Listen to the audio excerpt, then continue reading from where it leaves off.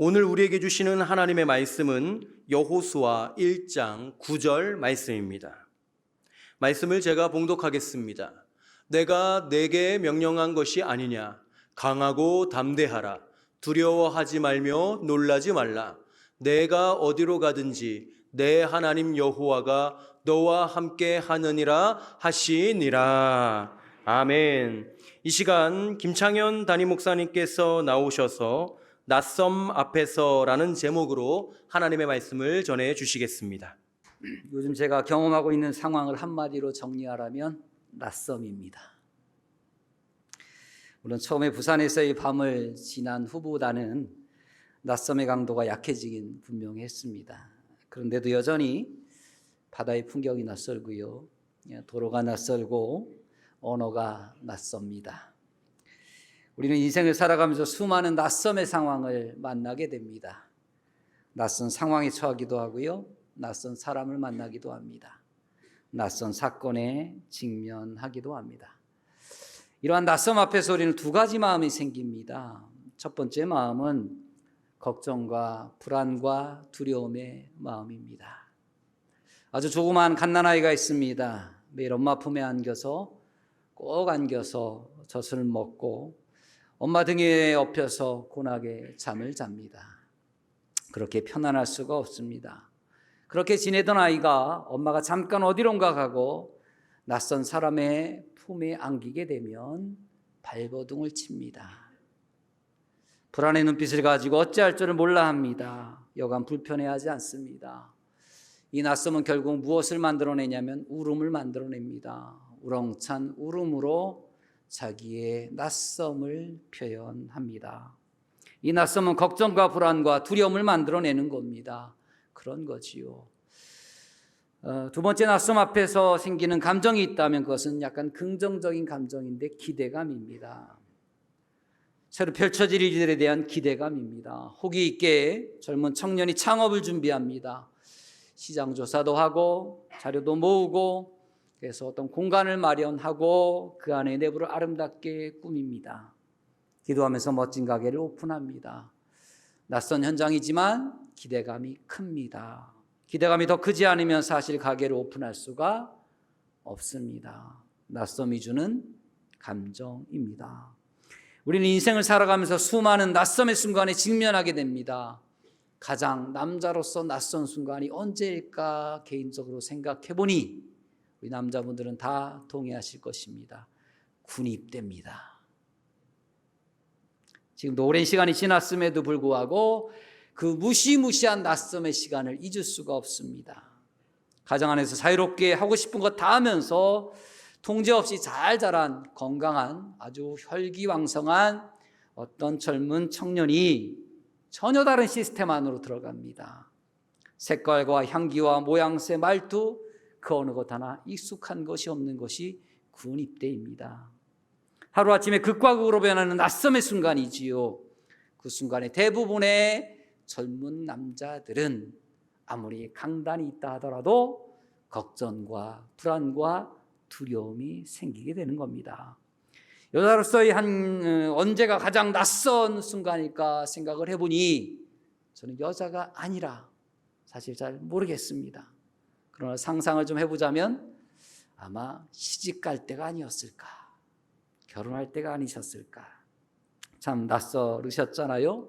삶의 터전을 옮기고 새로운 관계 형성이 이루어지고 호칭이 달라지고 낯선 순간이지요. 그런 낯선 경험을 한 청춘 남녀가 만나 한 가정을 이룹니다. 그리고 한 가정을 이루어서 가장 긍정적인 장면의 낯섦을 경험합니다. 그게 무엇이냐면 생명의 잉태입니다. 저도 결혼한 지 6년 만에 아주 건강한 딸을 낳았는데 이쁘진 않았고 건강했습니다. 그때가 참 낯설었습니다. 정말 낯설었습니다. 근데 그 낯섦은 기대감에 의한 낯선 순간이었습니다. 우리 인생을 살아가면서 늘 낯선 상황을 만나게 됩니다. 낯선 인물을 만나고 낯선 사건을 수없이 만나게 됩니다. 그런 순간을 직면할 때 우리는 동전의 양면처럼 한쪽은 걱정과 불안과 두려움의 마음이고 한쪽은 기대감의 마음이 생기는 겁니다. 어느 쪽이 더 크냐 작느냐의 문제일 뿐 어느 한순간도 낯섦의 순간은 무엇 하나로 다 채워지지 않는 겁니다. 신앙의 여정을 무엇이라고 할 수 있을까요? 낯섦의 여정이라고 말할 수 있습니다. 성경은 수많은 인물들을 낯선 순간을 경험한 사람들의 이야기입니다. 우리가 공식적으로 믿음의 시작이 누구냐라고 했을 때 이야기할 때 우리는 믿음의 조상 아브라함을 이야기합니다. 아브라함의 첫 출발점을 이야기하는 창세기 12장 1절에 보면 이런 말씀이 등장을 합니다. 여호와께서 아브라함에게 이르시되 너는 너의 고향과 친척과 아버지의 집을 떠나 내가 내게 보여줄 땅으로 가라. 자, 이 말씀 속에 등장하는 뭐예요? 내가 내게 보여줄 땅이라고 하는 곳이 어디예요? 낯선 공간입니다. 미지의 땅입니다. 모르는 땅입니다. 자기의 삶이 보장되어졌던 땅을 박차고 나아가야 되는 현장입니다. 정말로 낯선 땅을 향해야 되는 순간이 온 겁니다. 신앙생활의 첫 여정은 떠남이었습니다. 낯섦 앞에 서는 거였습니다. 족장들의 이야기는 어쩌면 계속 벌어지는 낯섦의 상황들을 직면하는 이야기들입니다. 특히 족장의 이야기 중에 가장 많은 부분을 차지하고 있는 요셉의 이야기를 여러분들 잘 아실 겁니다. 창세기 37장에서부터 마지막 50장까지 등장하는 요셉의 여정을 잘 생각해 보십시오. 형들에 의하여 상인에게 팔려 애굽이라고 하는 낯선 땅으로 향합니다. 갑자기 애굽 친위대장 보디발의 낯선 집으로 팔려가게 되고요. 얼마 지나지 않아 낯선 감옥에 들어가고요. 얼마 지나지 않아 낯선 사람들을 만나고요. 심지어는 전혀 낯선 왕궁에까지 들어가는 것이 요셉의 여정이었습니다. 다윗을 생각해 보십시오. 다윗은 양치던 목동이었습니다. 그에게 익숙한 공간은 어디예요? 들판이었습니다. 그냥 양들과 함께하는 것입니다. 그런데 그 다윗이 골리앗 앞에 섭니다. 엄청난 낯섦의 현장입니다. 하나님은 수많은 성경의 인물들을 우리가 상상할 수 없는 낯선 상황에 맞닥뜨리게 합니다. 우리는 낯선 상황을 달갑게 여기지 않습니다. 그러나 하나님 우리를 낯선 상황으로 밀어 넣으십니다. 오늘은 그러한 낯섦의 여정 앞에 서 있는 한 사람을 이야기합니다. 오늘 본문의 주인공 여호수아입니다. 여호수아는 이런 표현이 좀 맞는지 모르겠습니다만 그냥 그렇게 표현하겠습니다. 2인자였습니다. 넘버 2였습니다. 모세와 함께 이스라엘 백성의 광야의 여정을 도면서 함께 했던 인물입니다. 모세는 탁월한 카리스마를 소유한 사람이었습니다. 여호수아는 2인자로서 가장 가까이에서 모세를 보았던 사람입니다. 모세가 어떤 행동을 하는지, 어떤 말을 하는지, 어떤 판단을 하는지, 어떻게 문제를 해결하는지 잘 보았던 사람이 여호수아입니다. 그러나 아무리 탁월한 능력을 갖추고 그 밑에서 모든 것을 전수받았다 하더라도 여호수아는 말 그대로 여호수아입니다. 넘버 2입니다. 결코 모세가 될 수 없습니다. 모세를 보았고 모세를 통해서 역사하시는 하나님의 능력도 보았습니다. 그러나 여호수아는 2인자였습니다. 이제 2인자였던 여호수아가 어떤 상황이 되는 거예요? 1인자가 되는 현실을 앞두고 있는 겁니다. 2인자였던 여호수아는 지금 1인자라는 낯선 앞에 서 있습니다. 이스라엘의 출애굽의 과정, 광야 여정 속에서 백성들은 사소한 일이든 중대한 일이든 일이 생기면 다 누구에게 들고 갔어요? 모세에게 들고 갔습니다. 마실 물이 없어요. 누구에게 들고 갔어요? 모세에게 들고 갔어요. 먹을 것이 없어요. 누구에게 들고 갔어요? 모세에게 들고 갔어요. 이런 문제가 있어요. 어떻게 해결하실래요? 누구에게 들고 갔어요? 모세에게 들고 갔어요. 여호수아 역시 그런 상황 속에서 다른 사람 안 보았습니다. 백성들과 같이 목을 빼고 누굴 봤어요? 모세를 봤어요. 자, 이제는 상황이 달라집니다. 그랬던 시선들이 이제는 누구를 향하는 겁니까? 자기 자신을 향하는 겁니다. 이 인자는 결정하는 자리가 아니었습니다. 밑에서 많은 백성들이 이래 하고 문제를 발생시키고 그 문제가 있으면 여호수아는 그 문제를 가지고 모세에게 나아가는 게 다였습니다. 결정하는 자리가 아니고 지시받는 자리였습니다. 이 둘의 차이는 너무 큰 겁니다. 모든 문제 앞에서 여호수아는 역시 다른 백성들과 함께 똑같이 모세를 찾아가지만 이제는 그 모든 순간이 누구에게 와요? 자기 자신에게 오는 겁니다. 낯선 일입니다. 이런 낯선 앞에서 여호수아는 아까 제가 말씀드렸던 것처럼 두 가지 마음이 있었을 겁니다. 하나는 기대감이었을 것이고 하나는 두려움이었을 겁니다. 기대감과 두려움 두 가지 마음이 있었겠지만 사실은 여호수아 입장에서 보면 어떤 마음이 더 강했을까요? 두려움이 훨씬 더 강했습니다. 낯선 앞에서 두려워하는 여호수아를 향하여 하나님께서 중요한 말씀 하나를 오늘 해주신 겁니다. 우리가 읽은 본문 말씀입니다. 피하고 싶은데 오히려 벗어나고 싶은데 자꾸 나를 낯선 곳으로 몰아내시는 하나님께서 지금 여호수아에게 이야기하는 겁니다. 낯선 곳으로 보내시면서 여호수아를 향하여 귀한 말씀을 해주십니다. 우리가 하나님을 이야기할 때 흔히 이렇게 이야기합니다. 머리털까지 다 세시는 분이다 라고 말씀합니다. 그지요? 머리털까지 다 세신다라고 하는 말의 뜻이 뭐예요? 나보다 나를 더 잘 아신다는 뜻입니다. 자, 제가 저를 잘 알까요? 우리 성도님들이 저를 아는 것보다 저는 저를 잘 압니다. 저는 나름대로 잘생겼다고 생각해 본 적이 한 번도 없습니다. 저는 저를 잘 압니다. 그러나 저보다 저를 더 잘 아시는 분이 계십니다. 그분이 하나님이십니다. 자, 머리털까지 세신다는 것은 바로 그런 의미를 이야기하는 거죠. 자, 우리가 우리를 잘 알죠? 우리 수정동 공동체 우리 성도님들은 잘 아실 겁니다. 그러나 우리가 아는 것보다 우리 수정동 교회를 아시는 분은 하나님이십니다. 자, 그 하나님이 여호수아를 누구보다 잘 아시는 하나님이 여호수아에게 이야기를 하는 거예요. 다른 말씀 하지 않아요.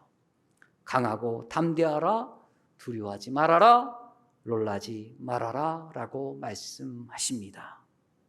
자, 그런데 잘 생각해 보십시오. 자, 이 낯선 앞에 서 있는 여호수아 입장에서 보면 진짜 듣고 싶었던 말은 이 말씀이 아니었을 것입니다. 자, 무슨 말씀이냐면, 자, 여호수아는 모세와 함께 광야 여정을 지나오면서 펼쳐진 많은 사건들을 보았을 겁니다. 그럼 여호수아 입장에서 보면 나머지 출애굽 여정 속에 어떤 걸 기대했을까요?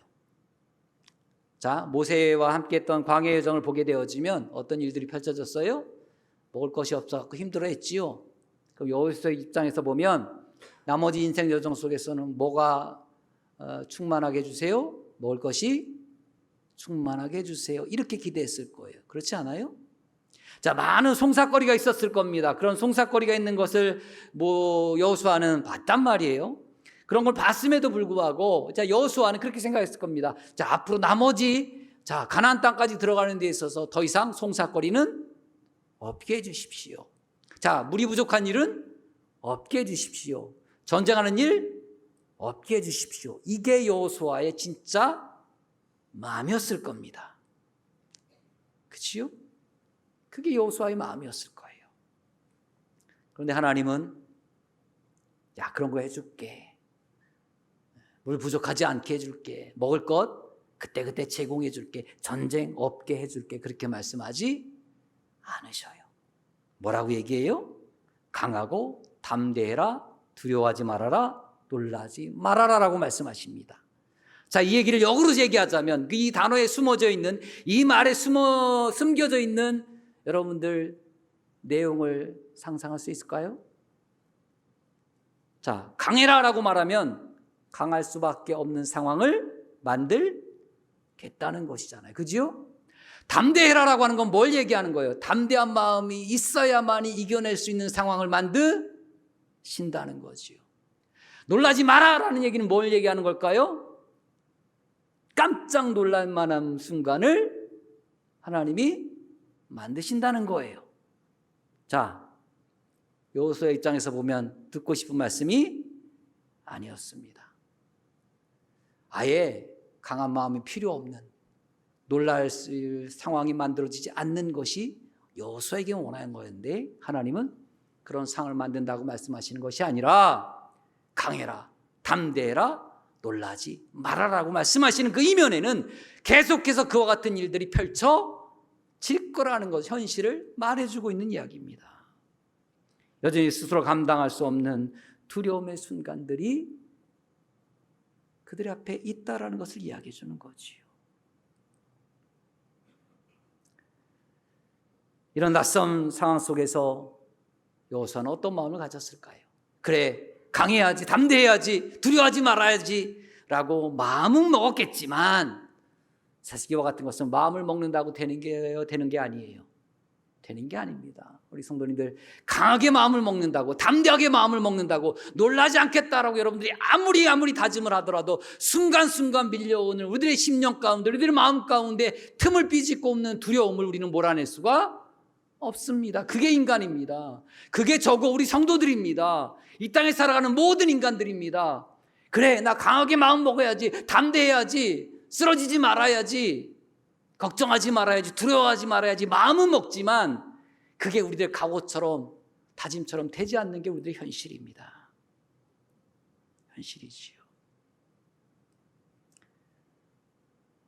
그러면 하나님이 허투루 그런 말씀하셨을까요? 아니지요. 오늘 말씀의 핵심은 강하고 담대하라, 두려워하지 마라, 놀라지 마라라고가 핵심이 아니라 맨 뒤에 있는 말씀이 핵심입니다. 그 맨 마지막에 뭐라고 말씀하셔요? 내가 너와 함께 하겠다. 이게 비밀입니다. 우리의 힘으로, 우리의 능력으로, 우리의 의지로 우리는 강하고 담대하고 놀라지 않을 수 없습니다. 하나님이 함께 하시겠다라는 인식이 있을 때에 가능한 줄 믿으시기 바랍니다.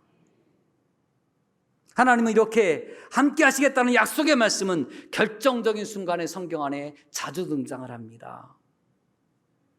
하나님이 모세를 부르시지요. 이스라엘 역사 속에서 가장 다이나믹한 구원의 역사를 이야기하자면 출애굽의 역사입니다.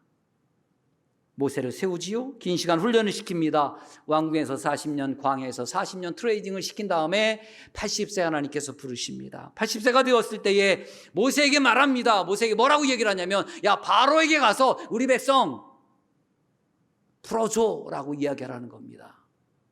여러분 기억하십시오. 지금 모세가 바로 앞에 간다라는 것은 무지하게 낯선 상황입니다.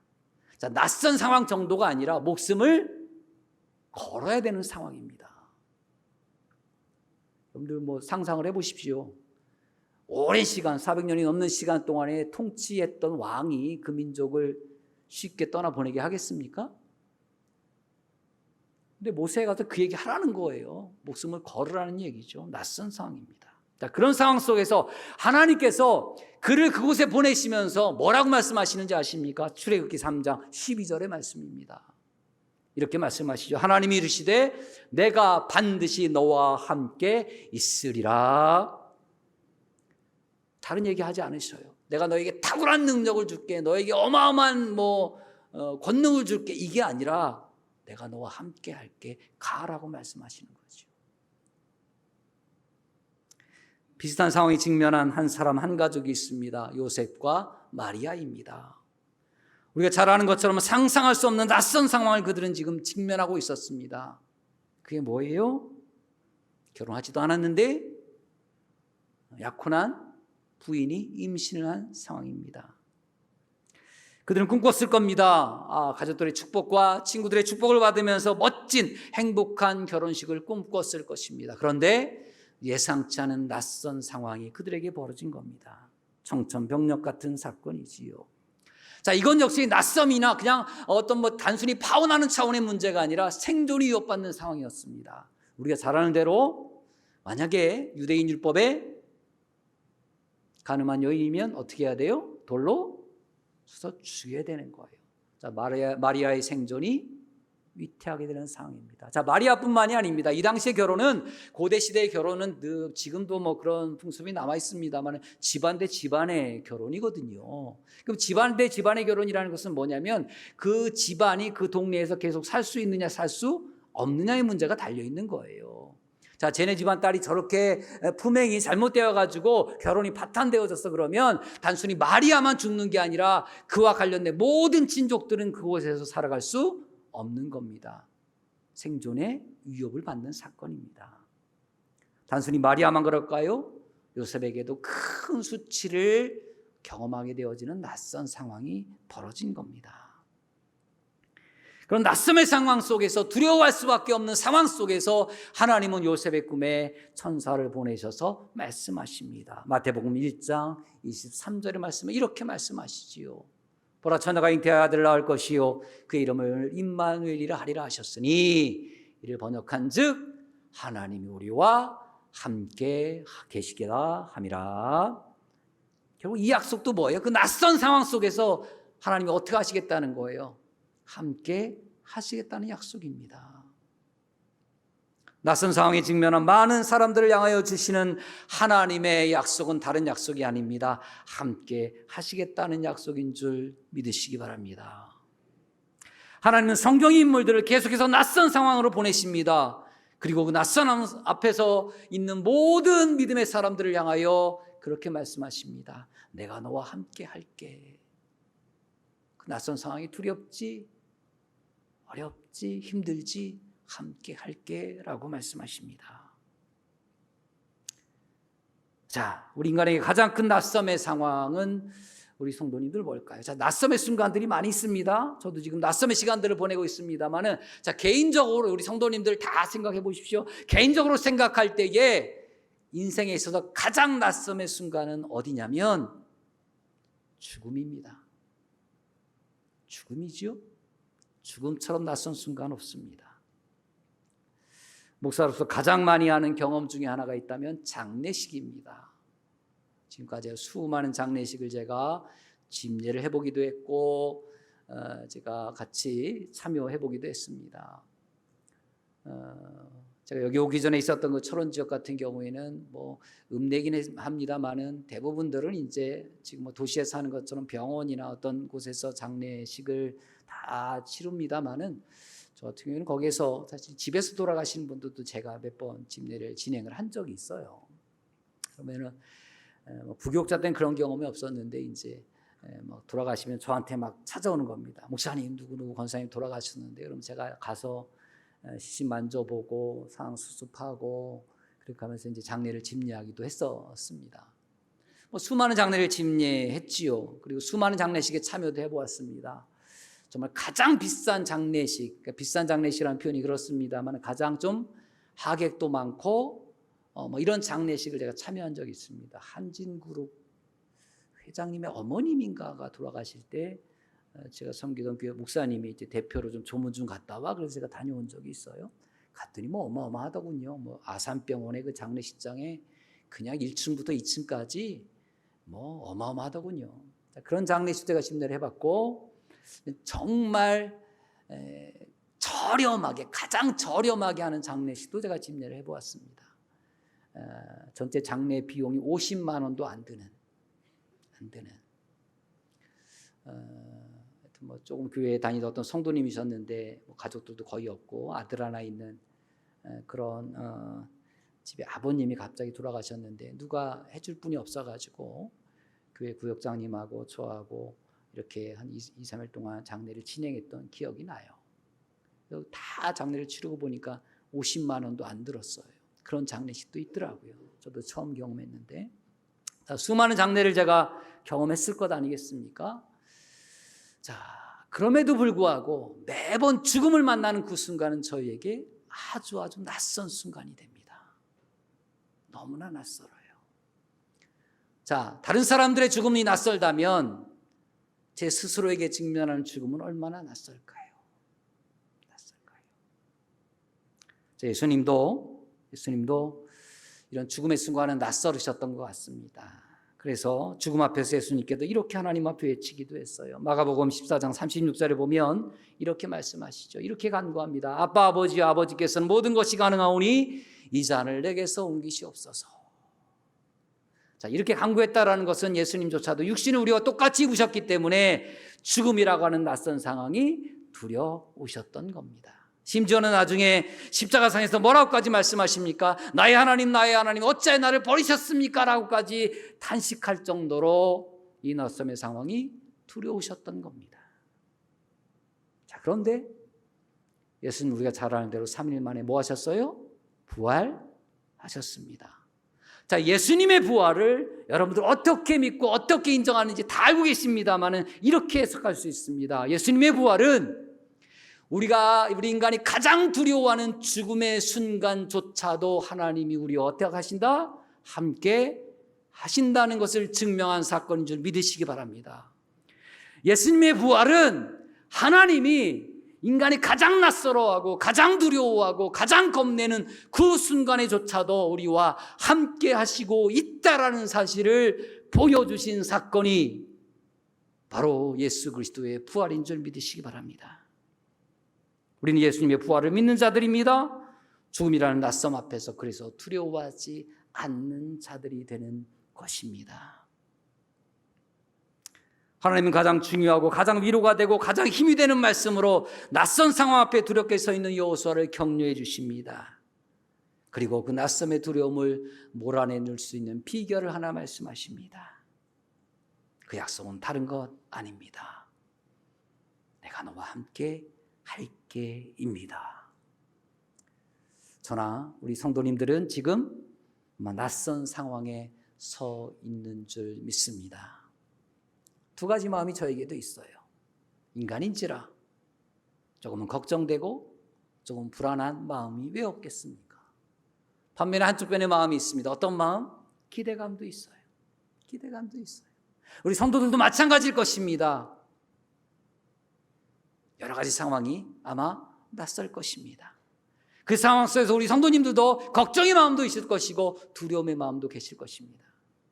반면에 기대감도 계실 것입니다. 좋습니다. 어떤 마음을 품든지 간에 하나님이 주시는 말씀에 귀를 기울일 수 있기를 주님의 이름으로 축원합니다. 오늘 본문의 마지막 부분이지요. 내가 너와 함께 할게. 이보다 더 강력한 메시지가 어디 있습니까? 이보다 더 강력한 힘 있는 말이 우리 가운데 어디 있겠습니까? 모세에게도 그렇게 하셨잖아요. 목숨을 걸고 바로 앞에 나가는 모세에게도 내가 너와 함께 할 거야. 그냥 안 가게 하시면 좋잖아요. 그게 아니라 내가 너와 함께 할게 말씀하시잖아요. 잘못하면 돌에 맞아 죽을 수 있는 상황, 온 가족이 풍지박산이 될 수 있는 그런 상황이 있었던 마리아와 요셉에게도 내가 너와 함께 할게라고 말씀하셨잖아요. 예수님의 죽음의 현장에서도 아버지 하나님은 인간이 가장 두려워하는 낯섦의 죽음의 현장에서 약속하심을 지키셨잖아요. 부활이라고 하는 사건으로 말입니다.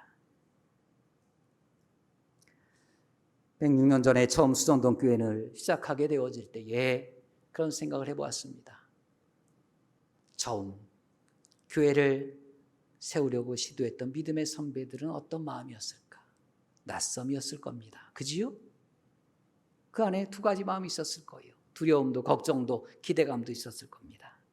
그러나 아마 오늘 주신 말씀처럼 하나님이 함께 하시겠다라는 약속 붙들고 시작되어진 그 교회의 역사가 그런 믿음의 일산들을 잘 이어나가온 모든 성도들의 역사를 통해서 지금까지 세워온 줄 믿습니다. 우리는 낯섦 앞에 서 있습니다. 가능하면 좋은 의미의 낯선 일들이 우리 가운데 많이 펼쳐지기를 소망합니다. 가능하면 우리 성도들에게도 좋은 일들의 낯선 일들이 날마다 체험되기를 소망합니다. 그러나 우리의 인생이라는 것이 그렇게 만만하지가 않잖아요. 불편하고 실망스럽고 좀 두려울 만한 낯섦의 사건들이 우리 가운데 펼쳐질지도 모릅니다. 개인적으로도 그렇고 교회적으로도 그럴 것입니다. 그러나 우리는 단 하나만 잊지 않으면 됩니다. 뭐라고요? 하나님 우리와 함께 하신다는 약속입니다. 내가 너와 함께 할 것이다. 내가 너희 교회와 함께 할 것이다. 금성에 감격하며 낯섦 앞에 두려워하지 않는, 하나님이 해나가실 일들을 기대하며 한 걸음 한 걸음 낯섦의 현장으로 걸어가는 저와 우리 모든 성도들이 되기를 축복합니다. 우리 모두 하나님과 함께 하심의 약속을 믿고 살아가는 자들입니다. 여전히 두려운 일들이 앞에 있을지 모르겠습니다만 겁내지 말자고요. 마음도 먹어보지만 인식하자고요. 하나님이 함께 하신다 그랬지. 그 인식 속에서 다시 한번 낯섦 속에서 역사하시는 하나님의 귀한 역사 맛보며 체험하며 그 역사를 이어가는 우리 모두가 되기를 소망합니다. 마지막으로 오늘 본문 말씀 간절한 마음, 우리가 그 말씀을 이해하면서 읽고 말씀을 마치도록 하겠습니다. 내가 내게 명령한 것이 아니냐. 강하고 담대하라. 두려워하지 말며 놀라지 말라. 내가 어디로 가든지 내 하나님 여호와가 너와 함께 하느니라. 아멘. 기도하겠습니다. 주님, 늘 낯선 상황, 낯선 사람, 낯선 사건 앞에서 당혹스러워하고 걱정하고 근심하며 두려워하는 우리를 불쌍히 여겨 주옵소서. 낯선 앞에서 두려워하는 여호수아를 향하여 주시는 말씀이 지금 저와 우리 모든 성도들과 교회를 위한 말씀인 줄 믿습니다. 앞으로 닥칠 일들에 두려워하지 않게 하시고 하나님이 해나가실 일들에 한없는 기대를 품고 나아가는 소망의 사람들 되게 하옵소서. 개인이든 가정이든 교회이든 긍정적인 일들로 가득하길 기도합니다. 그러나 혹 우리가 예상하고 기대했던 일들이 펼쳐지지 않더라도 낙담하지 않게 하시고 어느 시간에도 어느 공간에도 여전히 우리와 함께 하시는 하나님을 느끼며 살아가도록 영적 민감함을 허락하여 주옵소서. 예수 그리스도의 이름으로 기도합니다. 아멘.